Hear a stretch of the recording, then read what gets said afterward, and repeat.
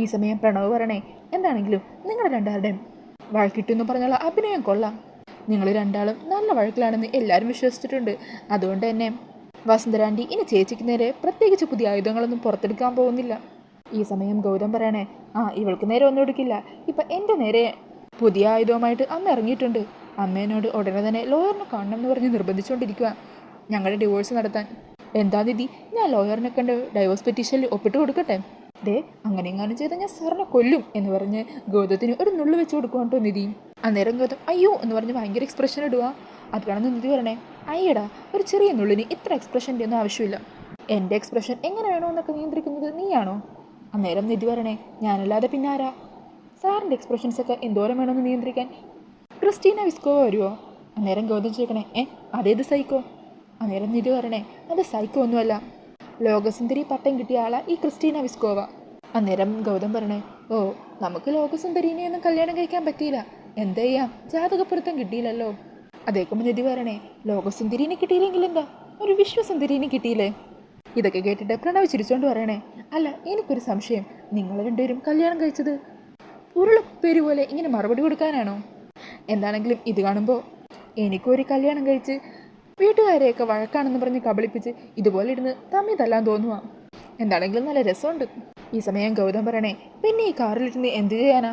അന്നേരം നിധി പറഞ്ഞേ, ഈ സാറ് ഒന്ന് ചുമ്മാ ഇരിക്കുന്നുണ്ടോ എന്ന് പറഞ്ഞ് വീണ്ടും ഒരു നുള്ളു കൊടുക്കുവാണ്. അന്നേരം ഗൗതം പറയണേ, എന്തേ, ഞാൻ പറഞ്ഞ സത്യമല്ലേ? ഈ കാറിൻ്റെ ഉള്ളിൽ ഇരുന്ന് വേറെന്ത് ചെയ്യാനാ? പോരാത്തതിന് നീ ഉണ്ട് ഫ്രണ്ടിൽ.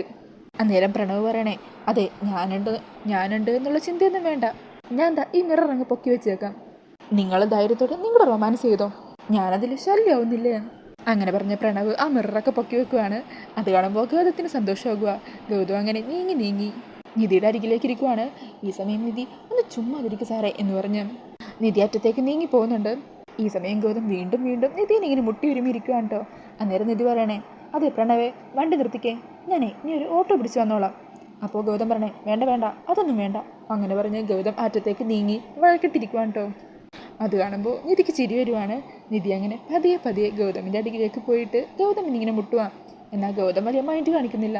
അന്നേരം നിധി ഗൗതമിൻ്റെ കയ്യിലൊക്കെ പിടിക്കുന്നുണ്ട്. ആ സമയം ഗൗതമിന് സന്തോഷമാകുവാണ്. പിന്നീട് കാണിക്കുന്നത് സ്കൂളിലെ ഹെഡ് മാസ്റ്ററിനെയൊക്കെയാണ്. അപ്പോൾ പ്രിൻസിപ്പൽ മാഡം ഒക്കെ നിധിനെയും ഗൗതത്തിനെയും കാത്തു നിൽക്കുവാണ്. അന്നേരം അവരിലൊരാൾ ചോദിക്കണേ, മാഡം 9:30ക്കാണ് കല്ലിടൽ, അതിൻ്റെ പ്രിപ്പറേഷൻസ് എല്ലാം റെഡി ആയിട്ടുണ്ട്. അന്നേരം പ്രിൻസിപ്പൽ മാഡം പറയണേ, അവർ 9 മണിക്ക് തന്നെ എത്തുമെന്നാണ് പറഞ്ഞിരിക്കുന്നത്, സമയമാവുന്നതല്ലേ ഉള്ളൂ. ഈ സമയം അവിടുത്തെ ഒരു ടീച്ചർ പറയുക, അല്ല മാഡം, മാനേജർ സാർ വന്നില്ലല്ലോ. അന്നേരം പ്രിൻസിപ്പൽ മാഡം പറയണേ, മാനേജർ സാറാണല്ലോ നിധീനെ ഇവിടുന്ന് പറഞ്ഞു വിട്ടത്. അപ്പോൾ അതുകൊണ്ട് തന്നെ നിധീനെ ഫേസ് ചെയ്യാൻ സാറിനൊരു ബുദ്ധിമുട്ടുണ്ടാവും. അങ്ങനെ അവർ പറഞ്ഞു നിൽക്കുന്ന സമയത്ത് തന്നെ നിധിയുടെയും ഗൗതമിൻ്റെയും കാറ് അവിടെ എത്തുവാണ്. അങ്ങനെ കാറിൽ നിന്ന് ഇറങ്ങി വന്ന ഗൗതമും നിധിയും അവരുടെ അരികിലേക്ക് ചെല്ലുവാണ്ടോ. ഈ സമയം പ്രണവ് വണ്ടി പാർക്ക് ചെയ്തിട്ട് വരാമെന്ന് പറഞ്ഞ് അവിടെ നിന്ന് പോകുവാണ്. അന്നേരം പ്രിൻസിപ്പൽ മാഡം തന്നെ ഗൗതമിനെ ഒരു പൊന്നാട അണിയിക്കുവാണ് കേട്ടോ. അപ്പോൾ ഗൗതം ചോദിക്കണേ, അയ്യോ മാഡം, ഇതിൻ്റെ ഒന്നും ആവശ്യമില്ലാഞ്ഞു. അന്നേരം മാഡം പറയണേ, ഇതിൻ്റെ പണികൾ ഇത്രയും വേഗം തുടങ്ങാൻ സഹായിച്ചത് സാറ് തന്ന ഫണ്ട് കൊണ്ടാണ്, അതിന് ഞങ്ങളുടെ വക ഒരു സന്തോഷത്തിനായത്. അന്നേരം ഗൗതം പറയണേ, അതിനാണെങ്കിൽ ഈ പൊന്നാട അണിയിക്കേണ്ടത് എന്നെയല്ല, നിധിനെയാണ്. നിധിക്ക് വേണ്ടിയിട്ടാണ് ഞാനിതൊക്കെ ചെയ്തത്. അങ്ങനെ ഗൗതമിൻ്റെ ആ വാക്കുകളൊക്കെ കേൾക്കുമ്പോൾ നിധിക്ക് ഒത്തിരി സന്തോഷമാകുവാണ്. നിധിനെ പണ്ട് ഇവിടുത്തെ മാനേജർ ജോലിയിൽ നിന്ന് പിരിച്ചുവിട്ട കാര്യവും അന്നേരം കുട്ടികളോടൊക്കെ യാത്ര പറഞ്ഞ് നിധി ഇവിടെ നിന്ന് തിരിച്ചു പോയ ആ ഒരു കാര്യമൊക്കെ നിധി ഓർക്കുന്നുണ്ട്. അതൊക്കെ ഓർത്ത് സന്തോഷത്തോടെ ഗൗതമിനെ നോക്കുമായിരിക്കും. ഈ സമയം ഗൗതം തനിക്ക് അണിയിച്ച പൊന്നാട അഴിച്ചിട്ട് അത് നിധിക്ക് ഗൗതം തന്നെ അണിയിച്ചു കൊടുക്കുവാണ്. ഈ സമയം പ്രിൻസിപ്പൽ മാഡം പറയണേ, കല്ലിടലിനുള്ള സമയമായിട്ടില്ല, നമുക്ക് അകത്തേക്ക് പോകാം. അന്നേരം ഗൗതം പറഞ്ഞേ, ശരിയാ, ഞാനും നിധിയും കൂടി ഈ സ്കൂളൊക്കെ ഒന്ന് ചുറ്റിക്കാണട്ടെ. അങ്ങനെ പറഞ്ഞ് ഗൗതം നിധിനെയും കുട്ടി അകത്തേക്ക് പോകുവാണ്. ഈ സമയം പ്രണവ് കാറിൻ്റെ അവിടെ ഫോണിൽ സംസാരിച്ചുകൊണ്ടിരിക്കുമായിരിക്കും. ആ ഒരു സമയത്തായിരിക്കും മിഥുനും മിഥുൻ്റെ ഒരു കൂട്ടുകാരനും ബൈക്കിൽ അവിടെ എത്തുന്നത്. അവരവിടെ വരുന്നത് പ്രണവ് കാണുന്നുണ്ട് കേട്ടോ. അങ്ങനെ പ്രണവ് മിഥുൻ്റെ മുമ്പിൽ പെടാതെ അവിടെ മറഞ്ഞു നിന്ന് അവർ സംസാരിക്കുന്നത് കേൾക്കുവാണ്. ഈ സമയം മിഥുൻ പറയണേ, നിധിയും ഗൗതമും തമ്മിൽ പിണക്കത്തിലാണെന്ന് അറിയാൻ കഴിഞ്ഞത്. ഇവിടെ പുതിയ സ്കൂളിൻ്റെ കൺസ്ട്രക്ഷന് വേണ്ടി പണം മുടക്കിയതിൻ്റെ ജാടയിലായിരിക്കും ആ ഗൗതം. ആ നിലയ്ക്ക് നിധിയുമായിട്ട് പിണക്കത്തിലാണ് അവനെന്നറിഞ്ഞാൽ അവന് തന്നെയാണല്ലോ നാണക്കേട്. അതുകൊണ്ട് തന്നെ ആൾക്കാരെ ബോധിപ്പിക്കാനായിട്ട് രണ്ടും കൂടി ഉത്തമ ഭാര്യയും ഭർത്താവും ചമയുന്നുണ്ടാവും. എന്താണെങ്കിലും അതെല്ലാം ഞാൻ ഇന്ന് എല്ലാവരുടെയും മുമ്പിൽ വെച്ച് പൊളിച്ചു കൊടുക്കുന്നുണ്ട്. നിധി എൻ്റെ ആദ്യ ഭാര്യയായിരുന്നുവെന്ന് എല്ലാവർക്കും മുമ്പിൽ ഇന്ന് ഞാൻ വിളിച്ചു പറയും. അങ്ങനെ അവളെ ഞാൻ നാണം കെടുത്തും. അതിനുള്ള തെളിവുകളൊക്കെ ഞാൻ ഉണ്ടാക്കിയിട്ടുണ്ട്. ഞാൻ പറയുന്നത് അവളുമൊക്കെ ചിലപ്പോൾ നിഷേധിക്കും.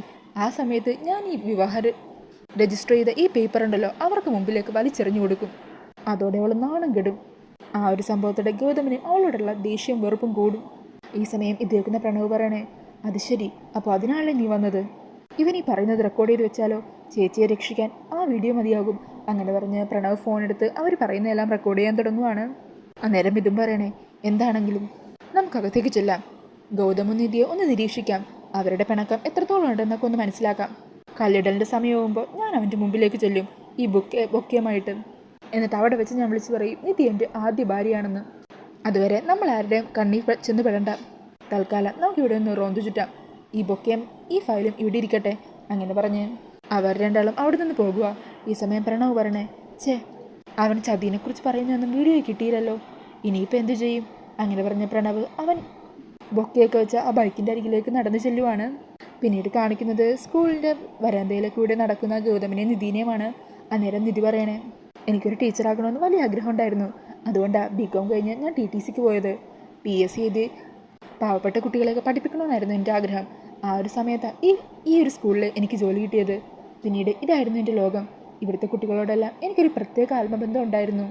പെട്ടെന്ന് ഇവിടുന്ന് പോകേണ്ടി വന്നപ്പോൾ ഒത്തിരി സങ്കടവും എനിക്ക്. അന്നേരം ഗൗതം പറയുന്നുണ്ട്, താൻ പറയുന്നത് കേട്ടപ്പോൾ എനിക്ക് മനസ്സിലായി, എൻ്റെ അമ്മ തന്നോടുള്ള വാശി തീർക്കാൻ വേണ്ടി ചെയ്ത ആ കാര്യം തൻ്റെ മനസ്സിനെ എത്രത്തോളം വേദനിപ്പിച്ചു എന്ന്. പക്ഷെ ഇപ്പോൾ തനിക്ക് സന്തോഷമില്ലേ? അന്നേരം നിധി ചോദിക്കണേ, സന്തോഷമില്ലെന്നോ? മനസ്സ് നിറഞ്ഞു സാർ. ഞാനീ പൊന്നാട എന്നും സൂക്ഷിച്ചു വെക്കും. എനിക്കിന്ന് ഏറ്റവും അഭിമാനം തോന്നിയ നിമിഷമാണ്. അന്നേരം ഗൗതം പറയണേ, പൊന്നാട സൂക്ഷിച്ചു വെക്കുന്നതൊക്കെ നല്ല കാര്യമോ? തൽക്കാലം താനിതൊന്ന് മടക്കി വെച്ചേക്ക്, അല്ലെങ്കിൽ കാണുന്നവർ താനൊരു പൊങ്ങച്ചക്കാരിയാണെന്ന് വിചാരിക്കും. അങ്ങനെ വിചാരിച്ചാലും എനിക്കൊരു കുഴപ്പമില്ല സാർ. അങ്ങനെ പറഞ്ഞ് രണ്ടാളും ചിരിച്ചുകൊണ്ട് നിൽക്കുമായിരിക്കും. ഈ സമയത്താണ് മിഥുനും കൂട്ടുകാരും അവനെ കാണുന്നത്. അവരെ കാണുന്നതും മിഥുനും അവൻ്റെ കൂട്ടുകാരനോടെ മറഞ്ഞു നിന്ന് അവരെ വീക്ഷിച്ചുകൊണ്ടിരിക്കുവാണ്.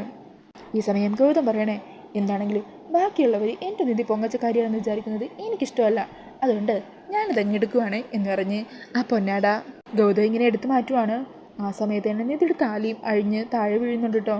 അത് കാണുമ്പോൾ നിധി വല്ലാതെ ടെൻഷനാകുവാണ്. ഈ സമയം അത് കണ്ടുകൊണ്ട് നിൽക്കുന്ന മിഥുൻ പറയണേ, കൊള്ളാം, കണ്ടില്ലേ, അവളുടെ താലി അഴിഞ്ഞു വീണു. ഇതൊക്കെ ഒരു നിമിത്തമായിട്ടാണ് എനിക്ക് തോന്നുന്നത്. അവളിനി എല്ലാ അർത്ഥത്തിലും എൻ്റെ ആവാൻ പോകുക. ഈ സമയം താലി അഴിഞ്ഞു വീണെന്ന് കാണുമ്പോൾ നിധിക്ക് വല്ലാതെ ടെൻഷനാകുക.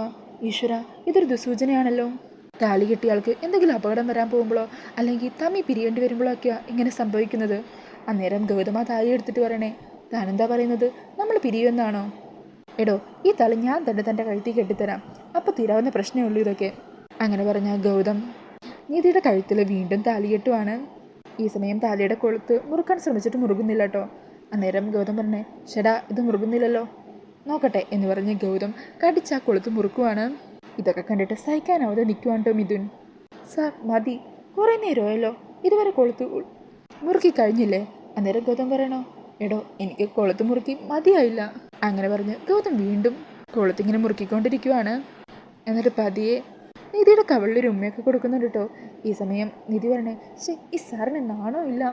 ഇതേ സമയം ഈ കാഴ്ച കണ്ട് പ്രിൻസിപ്പളും അവിടെയുള്ള സ്റ്റാഫുമാരും എല്ലാവരും അങ്ങോട്ടേക്ക് വരുക. അങ്ങനെ അവരെ കാണുമ്പോൾ ഗൗതവും നിധിയും ആകെ ചമ്മിയ പോലെ അങ്ങ് നിൽക്കുവാണ് കേട്ടോ. ഈ സമയം ആ കാഴ്ച കണ്ട് സഹിക്കാനാവാതെ മിഥുൻ കൂട്ടുകാരനെ വിളിച്ച് അവിടെ നിന്നും പോകുവാണ്. അങ്ങനെ എല്ലാവരെയും കാണുമ്പോൾ നിധിയും ഗൗതമും അവിടെ പരങ്ങിക്കളിക്കുക. അന്നേരം പ്രിൻസിപ്പൽ മാഡം പറയണേ, എന്താണെങ്കിലും നന്നായി, ഞങ്ങൾക്ക് നിധിയുടെ കല്യാണം കാണാൻ പറ്റിയില്ല എന്നുള്ള വിഷമമുണ്ടായിരുന്നു. ഇപ്പം എന്താണെങ്കിലും ലൈവായിട്ട് തന്നെ താലി കെട്ടുന്നത് കാണാൻ പറ്റിയല്ലോ. അന്നേരം ഗൗതം പറയണേ, 2 പൂമാലയും കൂടി കിട്ടിയാൽ വേണമെങ്കിൽ മാലയിട്ടും കൂടി കാണിച്ചു തരാം. ഈ സമയം നിധി ഗൗതത്തിനോട് നുള്ളു കൊടുക്കുവാണ്. അങ്ങനെ എല്ലാവരും സന്തോഷത്തോടെ നിൽക്കുമായിരിക്കും. പെട്ടെന്നായിരിക്കും പ്രണവ് അങ്ങോട്ടേക്ക് വരുന്നത്. ഏട്ടാ, ഒരു കാര്യം പറയാനുണ്ട്, ഒന്ന് വന്നേ എന്ന് പറഞ്ഞ് ഗൗതമിനെ മാറ്റി നിർത്തി കാര്യങ്ങളെല്ലാം പറയുവാണ് കേട്ടോ. അതിനുശേഷം പ്രണവ് അവിടെ നിന്ന് പോകുക. അന്നേരം നിധി വന്ന് ചോദിക്കണേ, എന്തു പറ്റി സാർ, എന്തെങ്കിലും പ്രശ്നമുണ്ടോ? ഒരു പ്രശ്നമില്ല, താൻ ഇവിടുത്തെ കാര്യങ്ങൾ എൻജോയ് ചെയ്യാൻ നോക്കും. അങ്ങനെ പറഞ്ഞ് ഗൗതം നിധിനെയും കൂട്ടി അവിടെ നിന്നും പോകുവാണ്. പിന്നീട് പുറത്തുനിന്ന് സംസാരിക്കുന്ന മിഥുനെ ഫ്രണ്ടിനെ ആട്ടോ കാണിക്കുന്നത്. മിഥുൻ പറയണേ, ഒരു കാര്യം മനസ്സിലായി, അവർ തമ്മിൽ ഒരു പിണക്കവും ഇല്ല. അവർ എന്നെയും വേറെ ചിലരെയും പറ്റിക്കുമായിരുന്നു. എന്താണെങ്കിലും രണ്ടിൻ്റെയും കള്ളക്കളി ഞാൻ പൊളിച്ചു കൊടുക്കുന്നുണ്ട്. രണ്ടിനെയും ഞാൻ നാണം കെടുത്തു. ഈ സമയം പ്രണവ് അങ്ങോട്ടേക്ക് വരുക. അതെ മിഥുൻ, എന്താ നിൻ്റെ ഉദ്ദേശം? നീ എന്തിനാ ഇങ്ങോട്ടേക്ക് വന്നത്? അന്നേരം മിഥുൻ പറയണേ, ഓ നീയോ? ഞാനിവിടെ വന്നതേ നിധി ഞാൻ താലി കെട്ടിയ പെണ്ണാണെന്ന് എല്ലാവർക്കും മുമ്പിൽ വിളിച്ചു പറയാനാ. അന്നേരം പ്രണവ് പറയണേ, വേണ്ട മിഥുൻ, അങ്ങനെയൊന്നും പറയരുത്, എൻ്റെ ഏട്ടനത് സഹിക്കാനാവില്ല. അപ്പം ഇതും പറയണേ, നിന്റെ ഏട്ടനെ സഹിക്കാനാവില്ലെങ്കിൽ അവനോട് പോയി തൂങ്ങിച്ചാവാൻ പറ. അതോടെ അവൻ്റെ ശല്യം തീരും. അപ്പോൾ നിധി എൻ്റേത് മാത്രമാകും. മാത്രമല്ല, കോടീശ്വരനായ ഗൗതമിൻ്റെ വിധവയായ നിധി മാറിക്കഴിഞ്ഞാൽ അവൻ്റെ സ്വത്തുക്കളെല്ലാം എനിക്ക് കിട്ടും. അത് ശരി, അപ്പോൾ നിൻ്റെ മനസ്സിൽ അങ്ങനെ ഒരു ഉദ്ദേശവും കൂടി ഉണ്ടല്ലേ? അന്നേരം മിഥുൻ പറയണേ, അല്ലെങ്കിലും കുറച്ച് കാശ് കൈ വന്നാൽ ആർക്കെങ്കിലും കഴിക്കോ?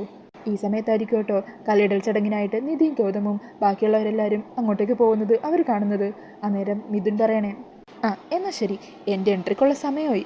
അങ്ങനെ പറഞ്ഞ് മിഥുൻ പോകാൻ തുടങ്ങുമ്പോൾ പ്രണവ് തടയണേ, തൽക്കാലം നീ ഇവിടുന്ന് ഒരടി അനങ്ങുന്നില്ല. അങ്ങനെ അനങ്ങിയ നീയെ പൊട്ടിച്ചിതറും. നിന്റെ കയ്യിലിരിക്കുന്ന ഈ ബൊക്കെയുണ്ടല്ലോ, അതിലെ ഒരു ബോംബുണ്ട്. ആ ബോംബിൻ്റെ റിമോട്ട് എൻ്റെ ഏട്ടൻ്റെ കയ്യിലാണ്. ഇതേ നോക്കിക്കേ. ആ സമയം ഗൗതം കയ്യിലൊരു റിമോട്ട് ഇങ്ങനെ കറക്കി കളിച്ചുകൊണ്ടിരിക്കുമായിരിക്കും. അത് കണ്ട് മിഥുനും കൂട്ടുകാരനും ഒന്ന് പേടിക്കുന്നുണ്ട് കേട്ടോ. അന്നേരം പ്രണവ് പറയണേ, ആ റിമോട്ടിലൊന്ന് വിരലമർത്തിയുണ്ടല്ലോ, നീയും ഞാനും നിന്റെ ഫ്രണ്ടും പൊട്ടിച്ചിതറും. അത് കേൾക്കുന്നതും ആ കൂട്ടുകാരൻ അവിടെ നിന്ന് ജീവനും കൊണ്ട് ഓടിപ്പോകുക. അന്നേരം മിഥുൻ പറയണേ, ഏയ് നീ ചുമ്മാ പറയുക, നിന്റെ ഏട്ടൻ നിന്നൊരിക്കലും കൊല്ലാനൊന്നും ശ്രമിക്കില്ല. അന്നേരം പ്രണവ് പറയണേ, അത് ശരിയാ, ഏട്ടനെ എന്നെ കൊല്ലണമെന്നുമില്ല, നിന്നെ കൊല്ലണമെന്നുമില്ല. പക്ഷേ നീ ഇങ്ങനെ ഒരു കള്ളക്കഥ എല്ലാവർക്കും മുമ്പിൽ വിളിച്ചു പറഞ്ഞാൽ ഏട്ടൻ നാണം കിടില്ലേ? ഏട്ടന് എല്ലാത്തിനേക്കാളും വലുത് അഭിമാനമാണ്. അഭിമാനം സംരക്ഷിക്കാൻ ഏട്ടൻ എന്തും ചെയ്യും. ഈ സമയം മിഥുന ബൊക്കെ വലിച്ചെറിയാൻ ശ്രമിക്കുന്നുണ്ട്. അന്നേരം പ്രണവ് മിഥുനെ തടഞ്ഞുകൊണ്ട് പറയണേ, ഏയ് പാടില്ല, നീ ഇതറിയാൻ തുടങ്ങുന്നത് കണ്ട ഏട്ടൻ ആ നിമിഷം റിമോട്ടിൽ പ്രസ് ചെയ്യും. മാത്രമല്ല, ഈ ഒരു ബൊക്കെ പെട്ടെന്നെങ്ങാനും താഴെ വീണാലും ബോംബ് പൊട്ടും. ആ രീതിയിലുള്ള ഒരു വലിയ പ്രത്യേകതരം ബോംബ് തന്നെ ഇതിൻ്റെ ഉള്ളിൽ ഫിറ്റ് ചെയ്തിരിക്കുന്നത്. അങ്ങനെ മിഥുനാകെ പേടിച്ച് വരണ്ട് നിൽക്കുവാണ് കേട്ടോ. ഈ സമയം ഗൗതം നിധിയും കല്ലിടാനായിട്ട് അവിടെ വന്ന് നിൽക്കുവാണ്. അന്നേരം പ്രിൻസിപ്പൽ മാഡം 2 വാക്ക് സംസാരിക്കാൻ പറയുക. അപ്പോൾ ഗൗതം പറയണേ, ഏയ് ഇനി സംസാരമൊന്നുമില്ല, ഓൺലി ആക്ഷൻ. അങ്ങനെ പറഞ്ഞ് ആ ഒരു റിമോട്ട് ഇങ്ങനെ കറക്കിക്കൊണ്ടിരിക്കുവാണ്. എന്നിട്ട് പറയണേ, ഈ കല്ലിടൽ ചടങ്ങ് കഴിഞ്ഞാൽ പിന്നെ സ്കൂളിൻ്റെ പണിയൊന്നും ഒട്ടും വൈകിപ്പിക്കാൻ പാടില്ല, എല്ലാം പെട്ടെന്ന് ചെയ്യണം. അതിന് എത്ര പൈസ വേണമെങ്കിലും ഞാനല്ല ഞങ്ങൾ തരുന്നതായിരിക്കും.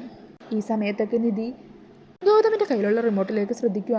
എന്നിട്ട് ചോദിക്കണേ, സാറേ ഈ റിമോട്ട് വെച്ച് കുറേ നേരമല്ലോ ആക്ഷൻ കാണിക്കാൻ തുടങ്ങിയിട്ട്, എന്താ സംഭവം? അന്നേരം ഗൗതം നിധിയുടെ ചെവി പറയണേ, ദേ താൻ അങ്ങോട്ടൊന്ന് നോക്കിയേ. അങ്ങനെ അവിടെ നിൽക്കുന്ന മിഥുനെ കണ്ട് നിധി ആകെ ഷോക്കാകുക. ഈശ്വര, ഇവനിവിടെ വന്ന് കാര്യങ്ങളെല്ലാം വിളിച്ചു പറഞ്ഞാൽ ഞാൻ നാണം കെടും. ഇത്രയും നേരം എന്നെ പുകഴ്ത്തി പറഞ്ഞവരൊക്കെ തന്നെ എന്നെ ഒറ്റപ്പെടുത്താൻ തുടങ്ങും. അന്നേരം ഗൗതം പറയണേ, അവൻ അനങ്ങില്ലടോ, അതിനാണ് ഈ റിമോട്ട്. ഈ സമയം മിഥുനാണെങ്കിൽ പേടിച്ച് വിറച്ച് കൈയൊക്കെ കൂപ്പി ഇങ്ങനെ ഭയന്ന് നിൽക്കുവാണ് കേട്ടോ. അത് കാണുമ്പോൾ നിധി ചിരിച്ചുകൊണ്ട് പറയണേ, ആണോ, അങ്ങനെയാണെങ്കിൽ കുറച്ച് നേരം ഈ റിമോട്ട് ഞാൻ പിടിക്കാം എന്ന് പറഞ്ഞ് നിധി ഗൗതമിൻ്റെ കയ്യിൽ നിന്ന് ആ റിമോട്ട് വാങ്ങിക്കുവാണ്. അതിങ്ങനെ മിഥുൻ കാണുന്ന രീതിയിൽ കയ്യിലിങ്ങനെ പിടിച്ച് കറക്കിക്കൊണ്ടിരിക്കുവാണ് കേട്ടോ. അങ്ങനെ നിൽക്കുന്ന ആ ഒരു സീൻ കാണിച്ചുകൊണ്ട് ഇന്നത്തെ എപ്പിസോഡ് തീരുവാണ്. അപ്പോൾ ഈ ഒരു റിവ്യൂ ഇഷ്ടമായാൽ മറക്കാതെ വീഡിയോ ഒന്ന് ലൈക്ക് ചെയ്യണേ. കൂടുതൽ റിവ്യൂസിനൊക്കെ ആയിട്ട് ഈ ചാനലൊന്ന് സബ്സ്ക്രൈബ് ചെയ്ത് സപ്പോർട്ട് ചെയ്യണേ. Thank you.